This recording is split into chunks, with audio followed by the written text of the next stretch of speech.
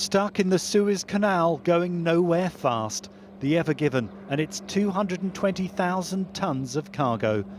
12% of world trade passes through here, but not since her bow grounded on Tuesday. Tugboats have tried to refloat the ship, and 20,000 tonnes of sand were dredged yesterday. In its wake, the most expensive of traffic jams builds.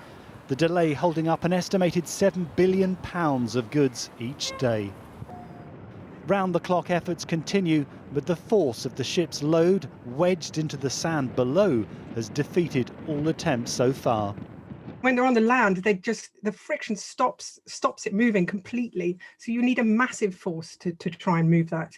And as we dig out the bank, as we dredge the sand away and pull it little bit by little bit with these tugs, it really is going to be a very big job.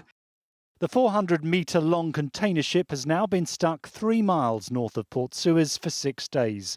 More than 300 vessels, north and south, are waiting for the Ever Given to be moved. Some ships have already diverted around South Africa, which will add another 2 weeks. If it's stuck much longer, others will have to decide whether to follow suit.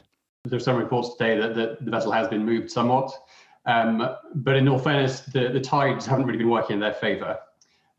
So over the coming days, we're expecting higher spring tides, which means that the tide height will be at the highest point that it will be, which will essentially mean that the vessel has more buoyancy. The ground reaction onto the bank will be smaller, and therefore the tugs should have a better chance of pulling the vessel off. But if those efforts fail to refloat the ship, this has the potential to drag on for some time, with serious consequences for trade being felt potentially far and wide. Neil Connery, ITV News.